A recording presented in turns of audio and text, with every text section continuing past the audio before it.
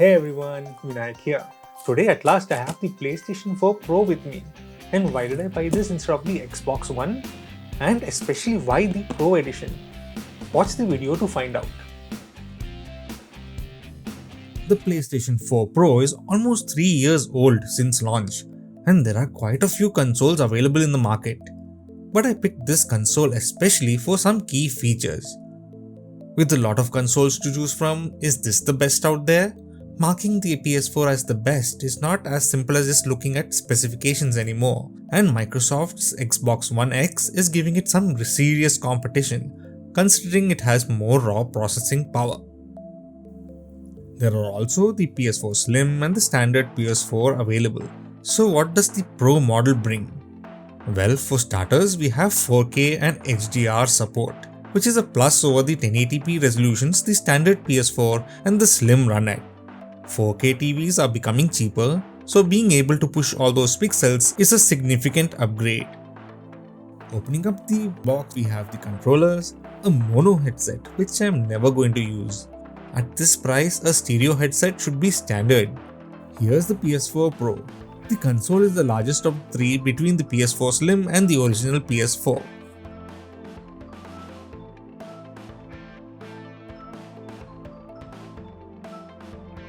Let's get the protective cover off, and here it is.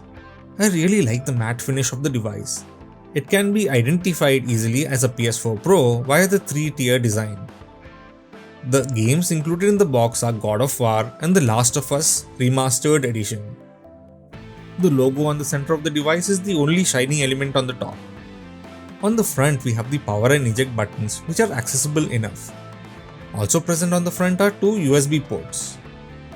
On the back, we have the power port, HDMI out, USB, optical audio out, another USB, and an Ethernet port. Next, we also have a small plastic cover that comes off, providing access to the hard disk drive. There's already a 1TB hard disk inside, but if you want to upgrade to an SSD, you can. So in the box, we have two controllers, the two games God of War and The Last of Us Remastered. God of War is an exclusive to the PS4. I also purchased Detroit Become Human. Another title I wanted to play is Horizon Zero Dawn, and it looks fantastic. But before we can play, we need to set up the PS4 Pro. So I connected it to a monitor via HDMI and powered it up. Set up a controller by attaching it to the PS4 Pro via the provided USB cable. Going through the installation, connect to your Wi-Fi, install software updates, create a player profile. You can also transfer data from an existing PS4 by connecting them together using the Ethernet port. If you want to play online, you have to pay for a PlayStation Plus subscription, which I opted out of. You can still purchase games to play offline via the PlayStation Store, but the console won't sync your save data to the cloud. This is how the online store looks. You can search through the titles available and even pay via the console. You will need to set up a credit card and a password for payments. There's a lot available online. Okay, now what I've been waiting for. Let's start up Horizon Zero Dawn. Insert the disk and it starts copying the data onto the internal drive. 17 GB, that's a lot, and this is done to make the games load faster. Set the screen size that covers most of your monitor and accept.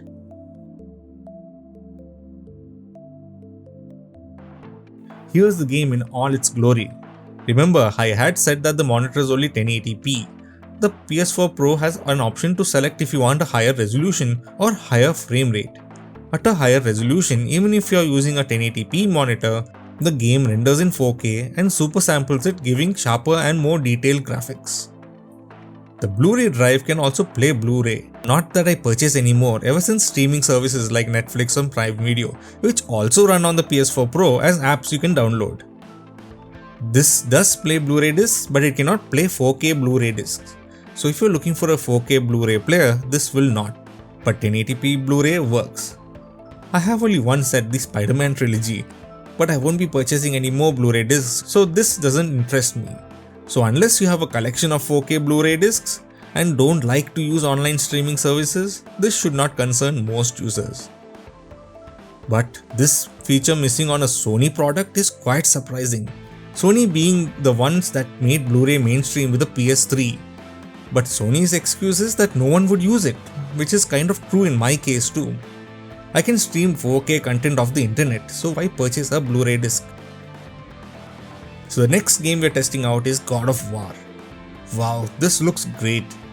And imagine this is on a console. We used to expect this quality only on PCs, but games are getting more and more cinematic on consoles too. Next we are trying out Detroit Become Human. Again, the game is at par to playing within a movie, with it waiting at times for our input. I've always loved point and click adventure games, but this takes it to another level. Okay, so this console supports 4K. So let's check it out on my 4K TV. Notice that it's loading up at 3840 by 2160 on the right. So it's booting up in 4K. Let's run Horizon Zero Dawn on this TV.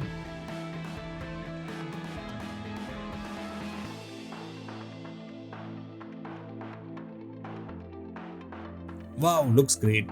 Yes, I have recorded at 1080p, so sadly you will not be able to see the quality I am watching it at. But trust me, it looks great. Gameplay is also smooth, really responsive.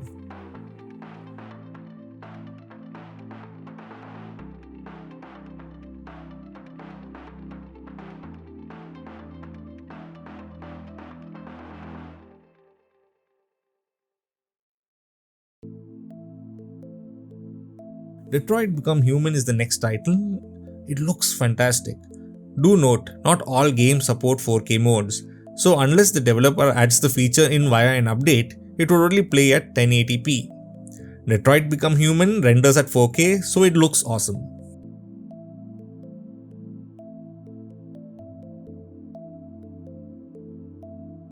The thing about consoles is that everything just runs. You have no drivers to install, maybe the occasional update, but mostly everything is set to run out of the box.